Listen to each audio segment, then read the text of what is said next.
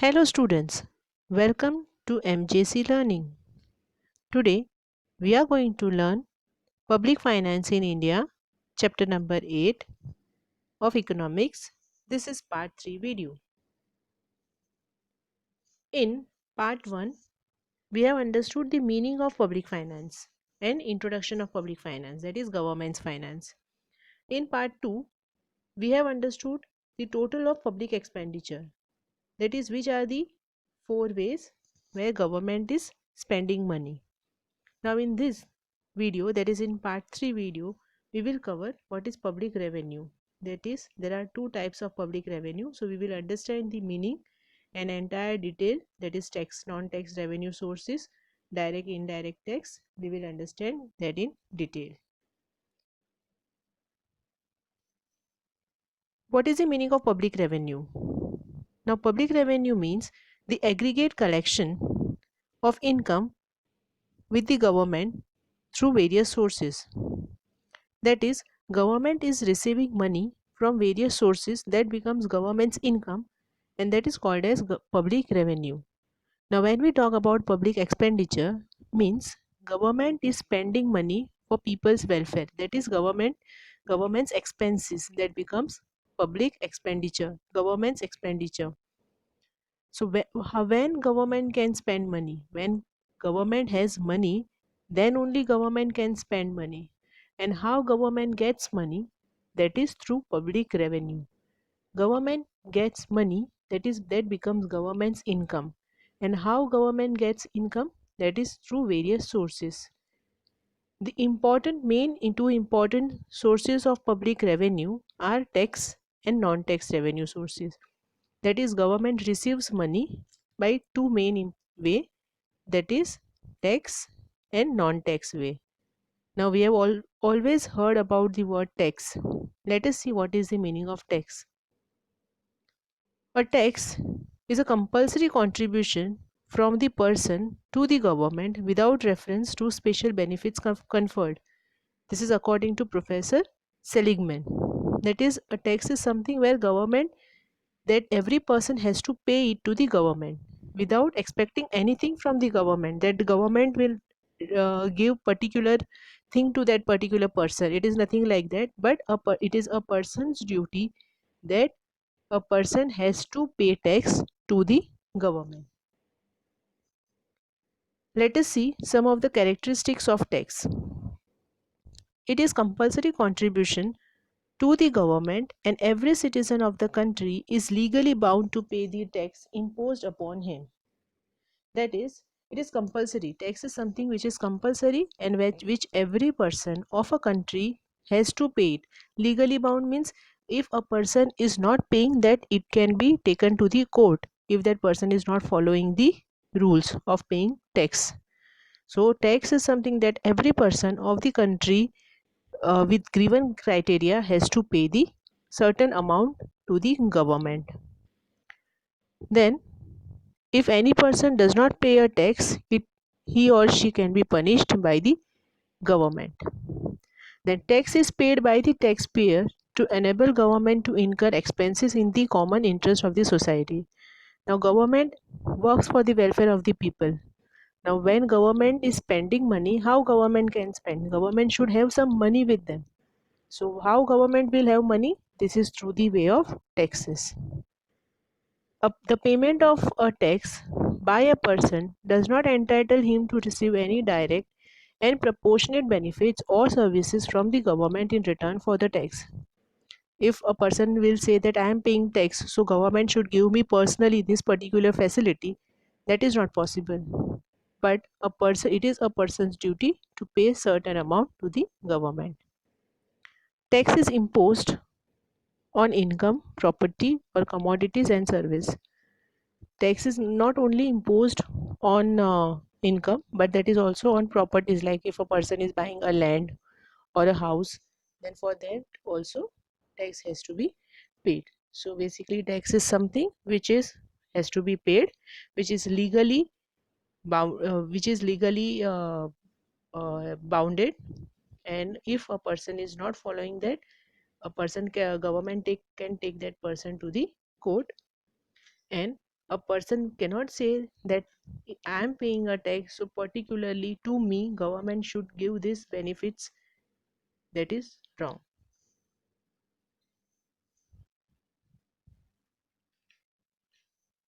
Now let us see canons of taxation. Canons means principles of taxation. According to Adam Smith, who is the founder of modern economics, propounded the following four canons of taxation. First canon is canons of equity or equality.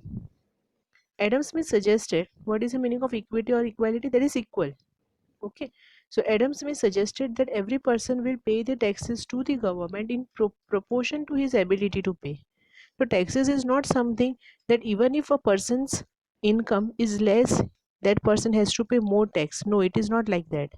It is as per the person's ability to pay. If a person's income is less, that person will pay less tax. And if a person's income is high, that person will pay higher tax. So that depends upon that person's income and his ability to pay. That creates equality or equity in the society. So that is the first principle or canon of taxation, that is canon of equity or equality. Then comes canon of certainty, that taxpayer should show in advance how much tax he has to pay, at what time he has to pay the tax, and in what form the tax has to be paid to the government. That is certainty means a taxpayer should know. A government gives certain date line. So before that deadline, a taxpayer should be mentally ready to pay the tax. The taxpayer should know how much tax has to be paid, and uh, accordingly, that person has to pay taxes to the government. That is certainty means that surety has to be there. That person should know that how much tax he is paying. Then comes canon of convenience. Convenience means every tax should be levied in such a manner and at such a time that it becomes convenient to the taxpayer. It is not something that government will suddenly come out and will say now you pay this public has to pay a certain amount of tax. No, it is very much organized, well explained, so a person knows whenever a person is receiving the income, that person knows that at certain after certain months that person is has to pay tax to the government, so that is quite convenient for that person also to pay the tax. Then comes canon of economy. The cost of tax collection should be minimum. That is, it should not happen that to collect tax, government is spending money to collect tax. Then it will not become a good tax collection. Where government is spending also a huge amount to collect tax. So that should not happen. Government should spend very minimum amount to collect the tax. So this is the fourth principle of these are the four principles of taxation, that is canons of equality or equity, then canon of certainty, then canon of convenience, and canon of economy. Then let us see further types of taxes. There are two types of taxes. You have always heard direct tax and indirect tax. What is the meaning of direct tax? As the name suggests, direct tax is something which you are paying directly to the government. This tax you cannot transfer it to anyone. For example, if you are earning and you are eligible to pay some amount of tax, then it is your and only yours responsibility to pay the tax to the government.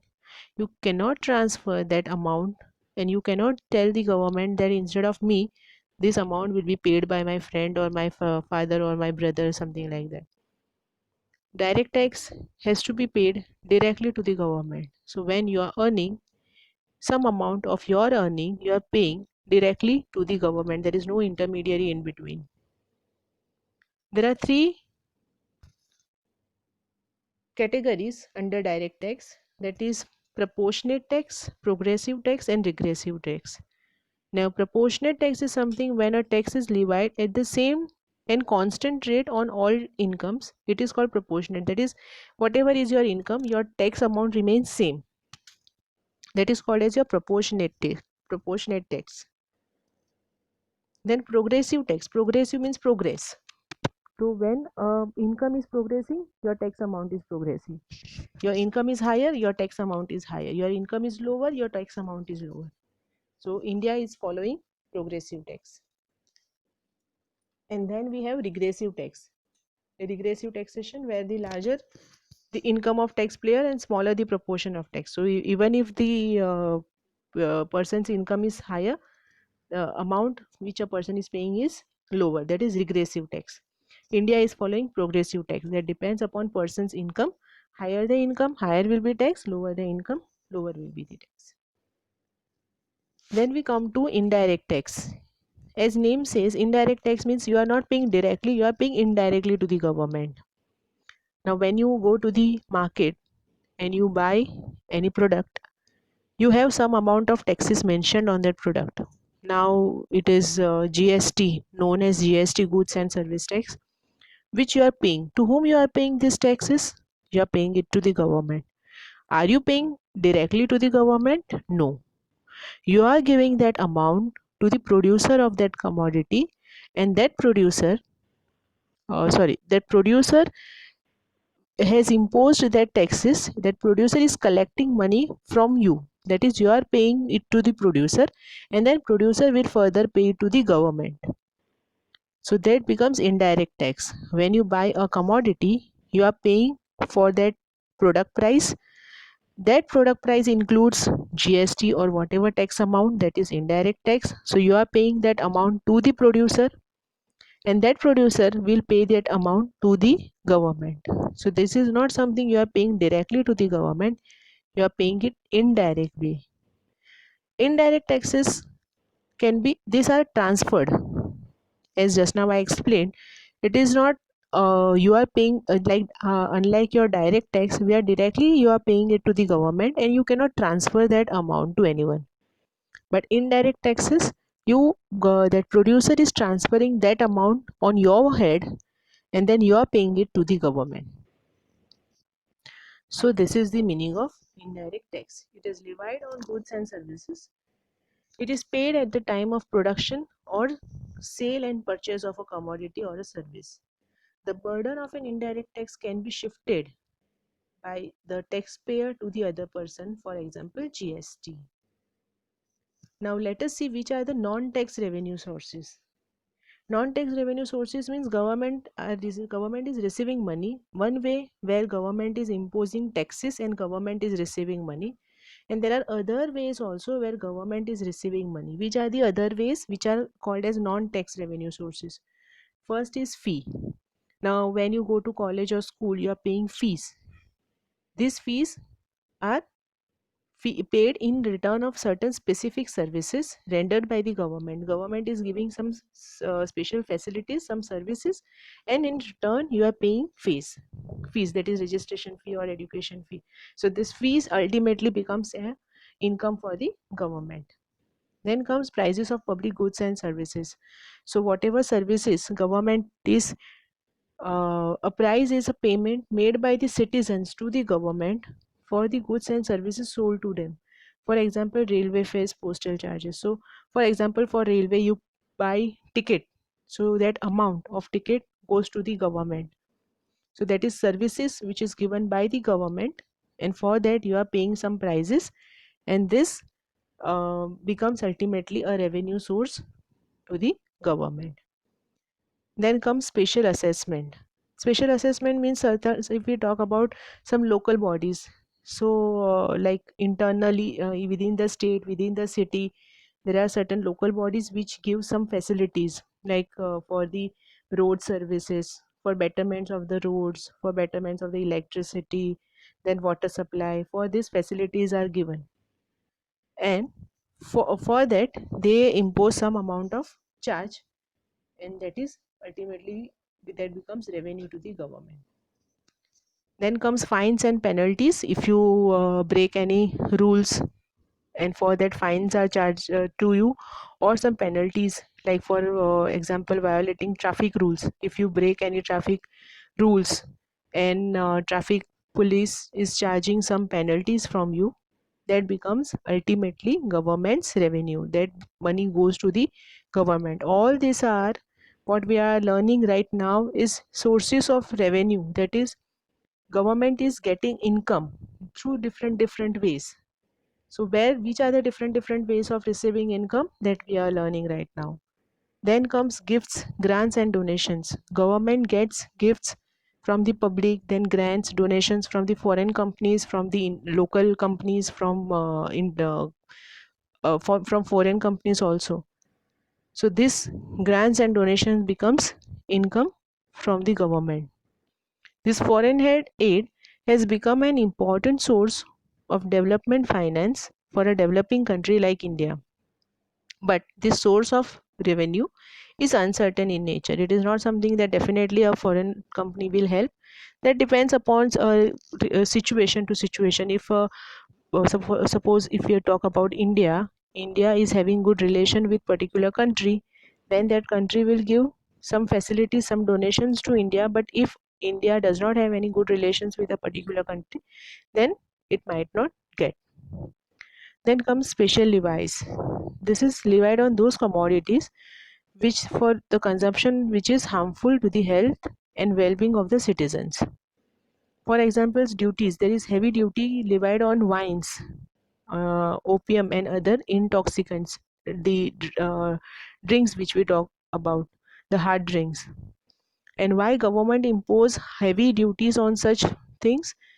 Or cigarettes, if we talk about why government imposes heavy duties, because not only to earn revenue, but the main purpose of the government to impose heavy taxes is uh, uh, to let the people understand about their health and stay away from such products, that people should not buy or should not inhale such type of commodities. So for that reason, for that is the main reason why government impose heavy duties on such products.